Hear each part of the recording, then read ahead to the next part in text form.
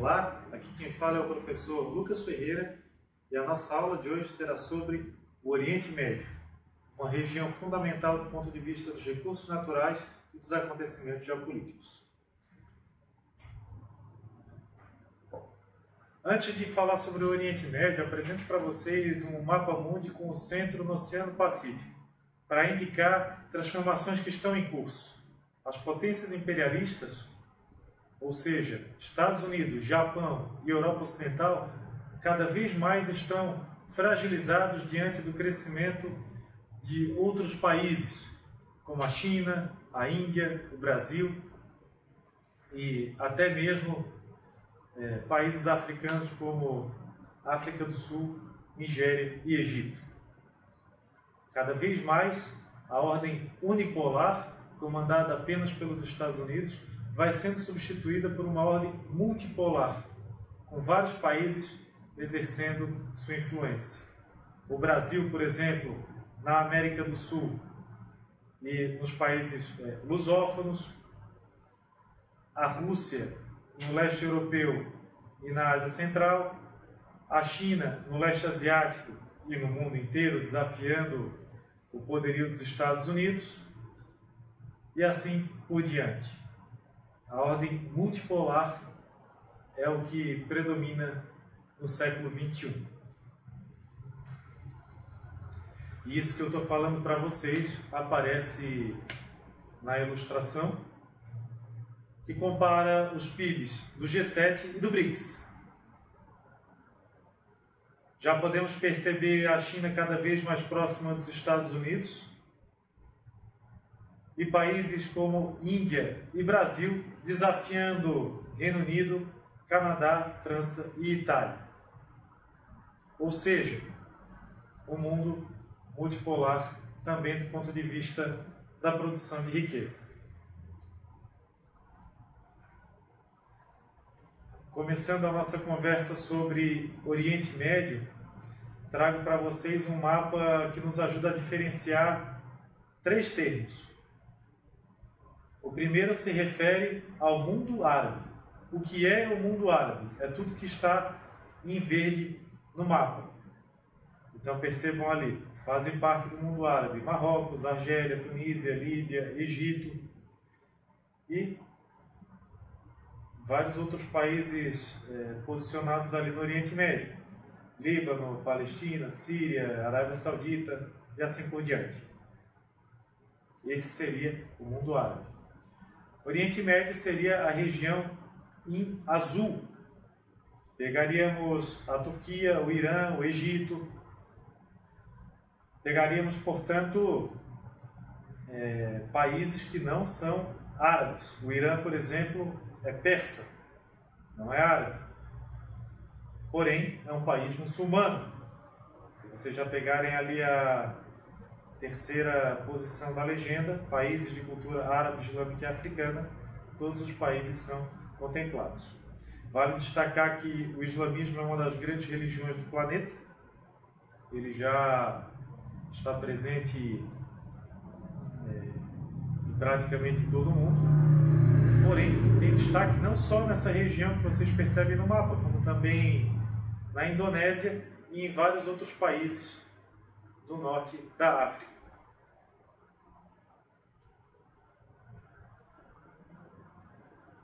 Aqui temos a distribuição do islamismo no mundo, uma forte concentração no Oriente Médio, mas também no norte da África e na Indonésia com suas proximidades.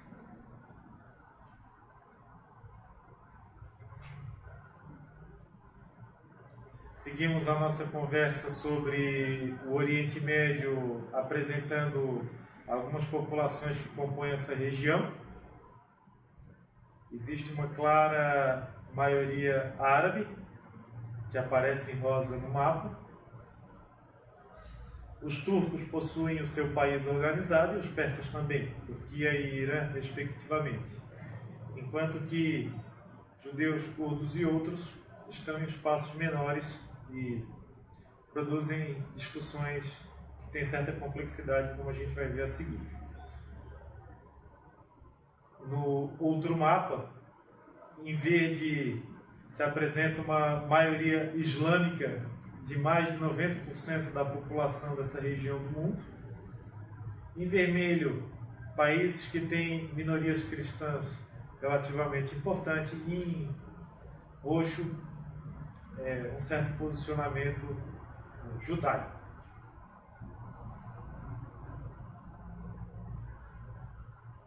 Do ponto de vista de relevo, temos poucas altitudes mais significativas, como em outras regiões do planeta, o que, de certa forma, facilita a integração de infraestruturas, mas também de culturas. Até por isso a gente tem uma troca cultural bastante intensa entre os países situados na região. É uma região que tem bastante desertos, não é? Mas também áreas elevadas, que inclusive permitem a produção de vinhos de qualidade, de olivares e assim por diante, e mesmo de uma agricultura relativamente próspera. Do ponto de vista econômico, vocês já podem perceber a forte presença do petróleo. O petróleo que, aliás, é a grande riqueza dos tempos modernos, por isso desperta tantos olhares de potências as mais diversas. Mas essa região não é só petróleo, gente. A gente tem que perceber ali outros setores como químico, siderúrgico, pesqueiro, naval, têxtil, eletrônico, automobilístico e assim por diante. É uma região que tem certa força que se expressa, por exemplo, no BRICS. Temos hoje três países aqui no BRICS: o Irã, a Arábia Saudita e os Emirados Árabes, integrando o BRICS. E a Turquia como um país bastante relevante do ponto de vista da diplomacia mundial.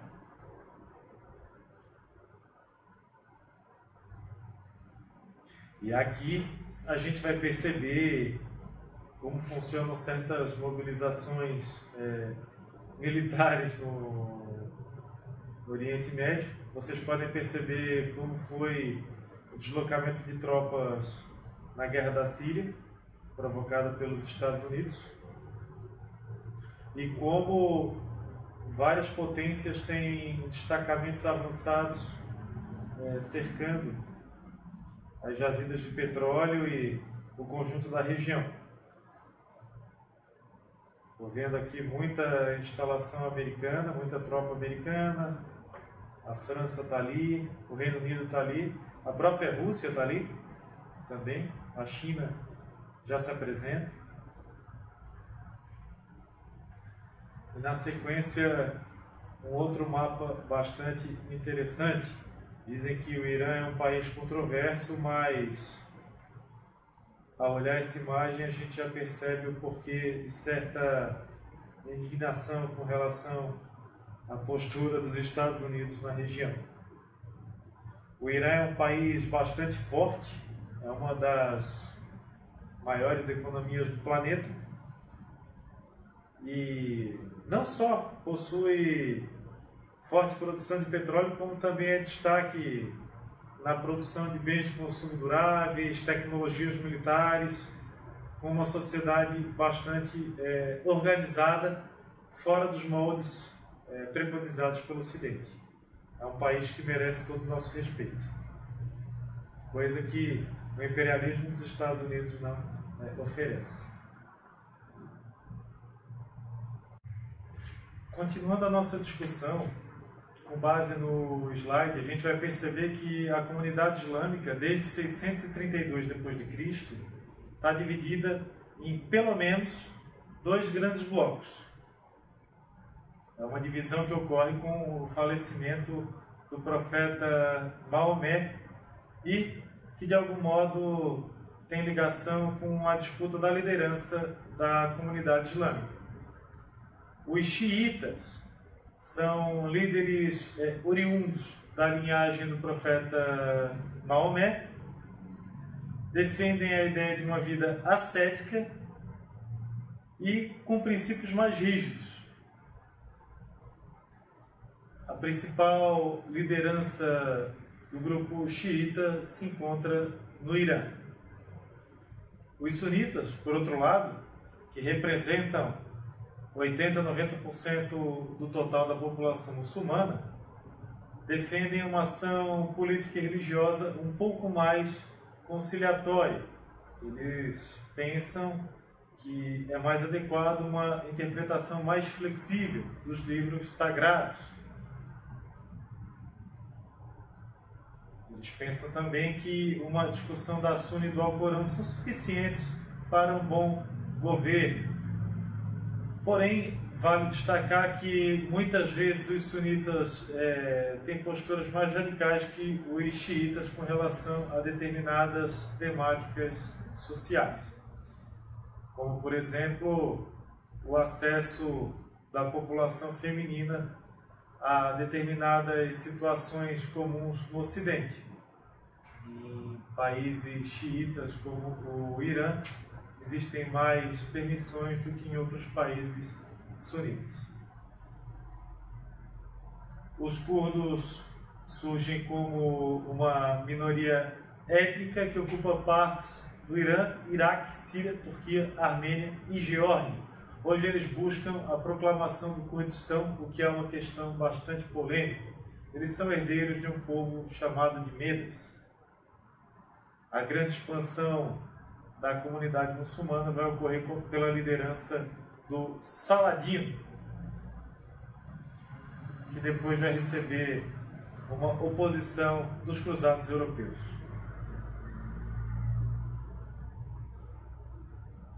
Aqui na nossa imagem da sequência, mais um pouco dos elementos culturais que compõem o islamismo. A cidade de Meca, tipos de hijab, estruturas que contemplam Alá, o Corão, Hadith, a Sharia e assim por diante. E outra grande riqueza do mundo árabe, que é a culinária. Por aqui a gente vê várias delícias que o Oriente Médio, o mundo árabe, produziram. Uma comida bastante temperada, com proteínas saborosas e muitos ingredientes. Os famosos doces árabes também conquistaram fama mundial. Alguns dizem que essa tradição de doces de alguma forma tem ligação com a quebra do jejum do Ramadã. Porém, é evidente que esses doces têm ligação com múltiplos aspectos aí do mundo árabe e do Oriente Médio. Tem de pistache, tem de tâmara, gergelim e outros itens mais. Aqui para vocês uma grande quebra de estereótipos. Para quem não costuma visitar o Oriente Médio, sempre surge aquela ideia de deserto e camelo, mas na verdade o Oriente Médio é terra de cidades bastante grandiosas que apresento para vocês aqui. Essa é a cidade de Riad, na Arábia Saudita. Aqui temos a cidade de Teherã, no Irã. Na sequência, Istambul, na Turquia. Cairo, no Egito. Vale destacar que o Egito também é parte do BRICS. Temos os 3 países referenciados anteriormente. Arábia Saudita, Irã e Emirados Árabes, e também o Egito como parte do BRICS.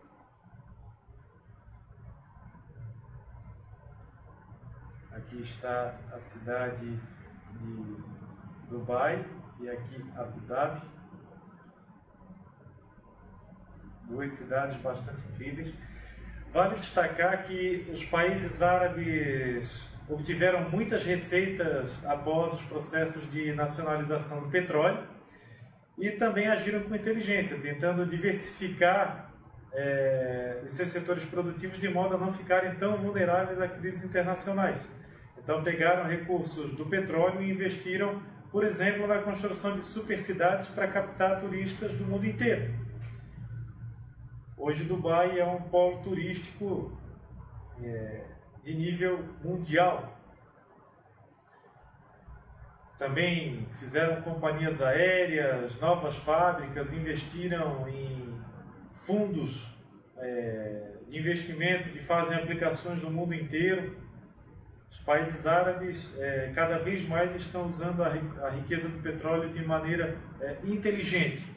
E na medida em que fazem isso, cada vez mais também estão se emancipando politicamente. Vejam o caso da Arábia Saudita, que sempre foi um aliado preferencial dos Estados Unidos e agora se aproxima da China, aperta a mão do Irã e se recusa a aceitar o domínio de Israel sobre território que pertence ao povo palestino.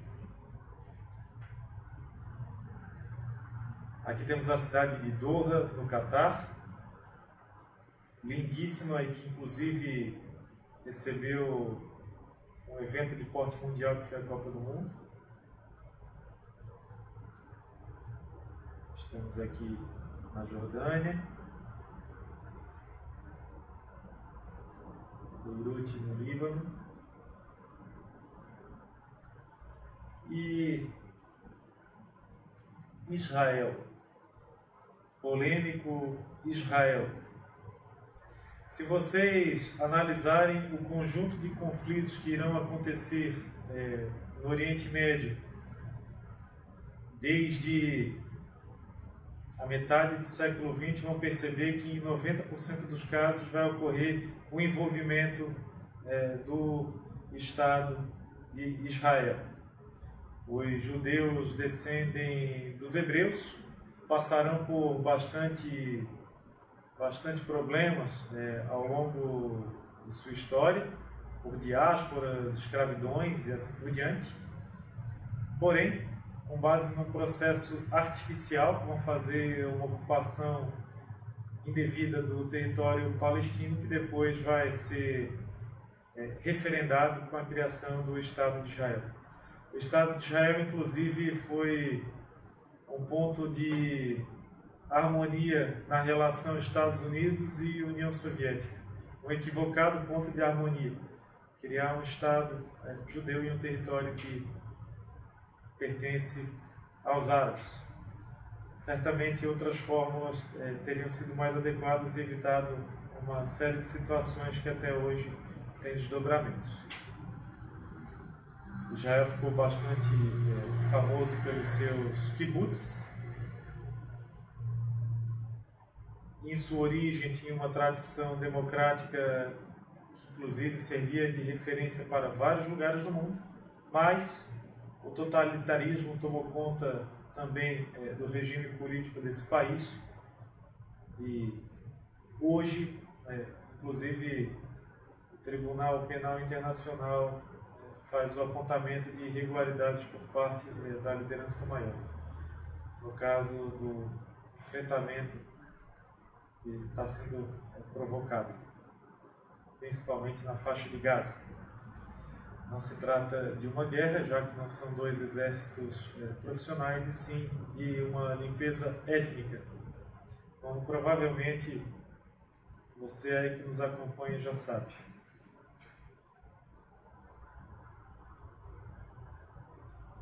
O Oriente Médio e o mundo árabe também possuem muitos grupos, temos uma complexidade bastante grande. Só na Palestina existem 6 que são mais representativos, para além do Hamas, Fatah, Jihad Palestina, FPLP, FDLP e o Al-Fatah. No Líbano, o grupo de destaque é o Hezbollah, muito ligado ao Irã e ao bloco xiita que nós conversamos anteriormente. Na Síria temos o Ba'ath, que depois vai migrar para o Iraque e romper com a sua matriz. É uma espécie de partido socialista do mundo árabe, que defende a união dos povos árabes, e tem como um de seus expoentes a liderança do Bashar al-Assad, presidente da Síria. O pai do Assad foi uma figura muito importante no processo de emancipação dos povos do Oriente Médio, assim como várias outras personalidades que a gente vai conversar daqui a pouquinho. A Irmandade Muçulmana é outro grupo bastante importante e vai ter atuação em mais de 70 países. A Al-Qaeda e o Estado Islâmico também. Sobre a Al-Qaeda e o Estado Islâmico, a inteligência russa já demonstrou que existe uma conexão bastante forte com os Estados Unidos. Curiosamente, o Estado Islâmico protagonizou muito mais ataques contra alvos que não são da simpatia dos Estados Unidos e gerou bastante problemas para vários governos. Para além dos grupos, lembro a existência de lideranças significativas na região, 3 delas que eu acabei destacando. Gamal Abdel Nasser, no Egito, nacionalizou o canal do Suez, defendeu a industrialização do seu país e foi um dos criadores do bloco de países não alinhados na Guerra Fria, que era dirigido não só pelo Egito, como também pela Índia e pela Indonésia. Entre as ideias do Nasser estava o pan-arabismo. O Muammar Gaddafi da Líbia foi outra liderança que foi assassinada pelo imperialismo. Nós podemos acompanhar nos telejornais o que aconteceu por lá. Ele foi um dos grandes protagonistas da formulação de políticas sociais no Oriente Médio, percebeu o quão corrosivo era o imperialismo dos Estados Unidos e da Europa e rapidamente se alinhou com a União Soviética e também defendia a União dos Árabes em todos os países. E por fim, temos uma grande liderança da comunidade palestina, Yasser Arafat, que vai defender a libertação da Palestina e o pan-arabismo. Aqui Nasser, Gaddafi e Arafat.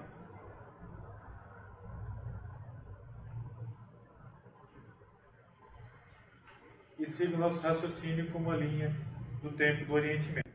A nossa linha do tempo do Oriente Médio moderno vai começar com Theodor Herzl, introduzindo o movimento sionista e deslocando de maneira irregular muitos assentamentos judeus para a região que pertence ao povo palestino. França e Inglaterra dividem territórios como consequência da Primeira Guerra Mundial, no Acordo de Sykes-Picot, e a Inglaterra vai declarar o interesse de criar um Estado judeu na região. E nisso vai fortalecer o intuito de colocar população de judeus na região que pertence aos palestinos. A Comissão Bell vai dividir a Palestina em 2 áreas, uma para árabes e outra para judeus, em 37 e 38, depois de todo um movimento artificial de inserção de população não árabe no quadrante pertencente aos palestinos. E como consequência dessa movimentação, em 48 teremos a criação do Estado de Israel, com os árabes ficando apenas com territórios adjacentes. Logo na sequência, ocorre uma guerra contra Síria, Egito, Líbano, Iraque e mais um avanço dos judeus de Israel para além do território que foi delimitado originalmente pela ONU. E, uma década depois, se processa a Guerra dos 6 Dias, com Israel e Estados Unidos vencendo os países vizinhos apoiados pela União Soviética.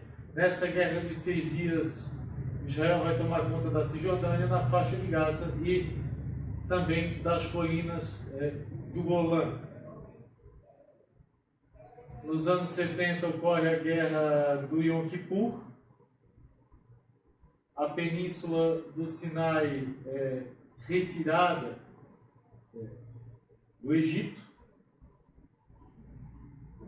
E em 78 o Egito vai acabar fazendo um acordo para recuperar parte de seu território. Em todos esses movimentos, Israel vai desrespeitar tradições seculares instaladas e muitos tratados internacionais. O que ocorre hoje, no momento da gravação desse vídeo, é só uma sequência de fatos que se iniciam desde a inauguração do movimento sionista. Eu acabei centralizando um pouco mais a nossa timeline em Israel, na medida em que ele foi um agente propulsor da maior parte dos conflitos que aconteceram na região. Inclusive, a própria geopolítica recente de aproximação dos povos muçulmanos do bloco do BRICS. Nos anos 80, teremos a guerra Irã-Iraque, outra guerra bastante importante, mas acabei deixando passar. Em 79 acontece um movimento bastante interessante no Irã. Vejam, o Irã tinha um presidente chamado de Mossadegh, e o presidente Mossadegh era um nacionalista. Mossadegh será derrubado, esse relato também está no livro do John Perkins, Confissões de Assassino Econômico. O Mossadegh será derrubado e no lugar dele serão posicionados os Shahs. Os Shahs que irão fazer uma gestão nacional totalmente voltada ao interesse dos Estados Unidos. A sociedade iraniana irá se organizar em 79 com a liderança do Ayatollah Khomeini. Eles vão conseguir construir um projeto nacional de desenvolvimento que vai reposicionar o Irã do ponto de vista econômico e geopolítico. É um fato que merece destaque.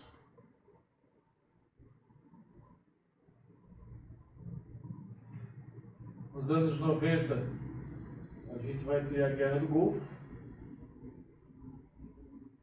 Em 93, a assinatura de um acordo de paz entre Israel e Palestina, o Acordo de Oslo, que depois vai ser bastante desrespeitado por Israel. E em 2001 a gente vai ter o ataque às Torres Gêmeas. Sobre os ataques às Torres Gêmeas, eu sempre faço um raciocínio que é bastante interessante de compartilhar. No século XX tivemos duas grandes guerras mundiais. Depois a Guerra Fria pipocando pelo mundo e toda a construção de um imaginário das pessoas comuns contra as guerras. As guerras são ruins, pessoas se machucam, deixam as suas casas, inocentes acabam envolvidos em processos que muitas vezes não os competem. E quanto mais a humanidade avança, mais essa percepção se fortalece de que as guerras são ruins. O que eu penso que o 11 de setembro provocou? Ele provocou uma espécie de justificativa para a movimentação do complexo militar industrial dos Estados Unidos. Na medida em que a opinião pública se torna contra as guerras, era preciso criar um grande inimigo para movimentar o complexo militar industrial. E não só por causa da opinião pública, como também por causa do próprio fim da União Soviética. Era preciso criar um grande inimigo.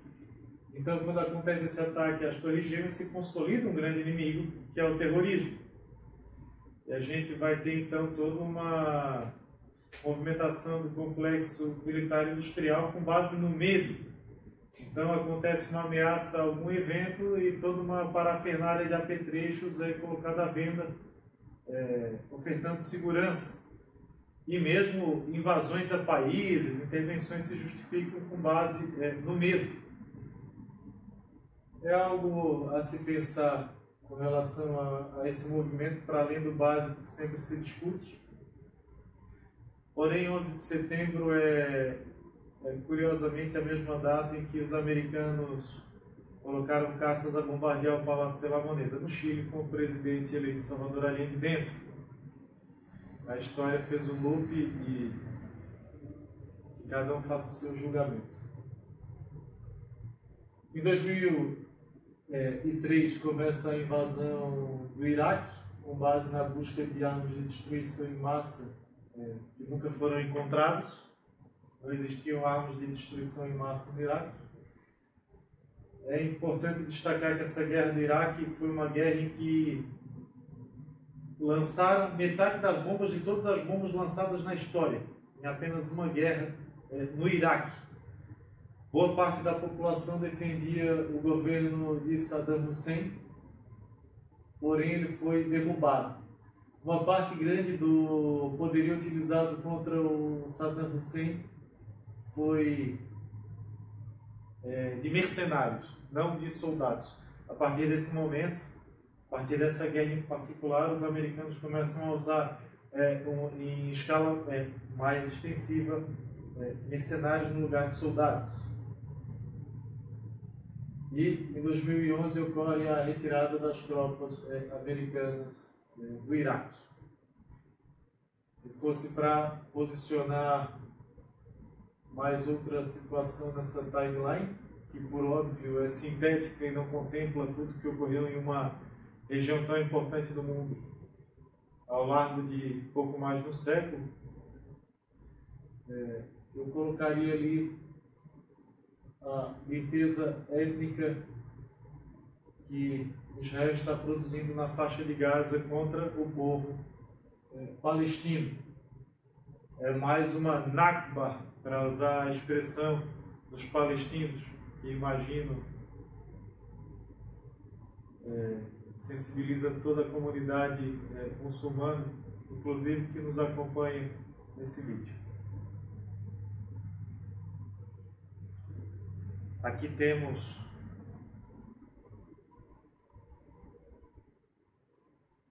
uma expansão do território de Israel sobre o território dos palestinos,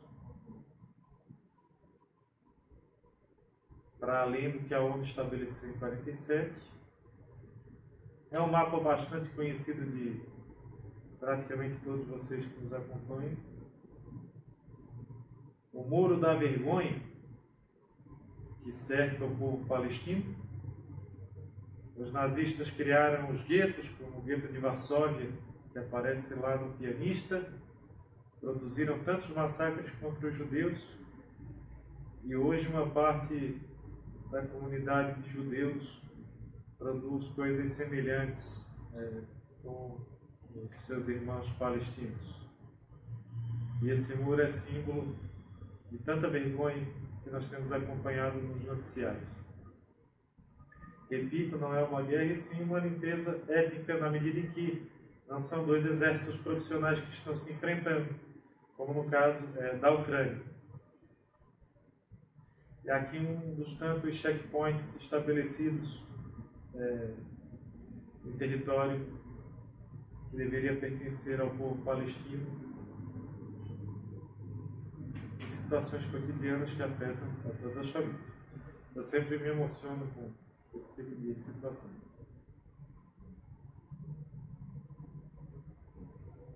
E aqui, Gaza, antes do início do extermínio étnico que Israel começou a produzir recentemente, e o que ficou depois.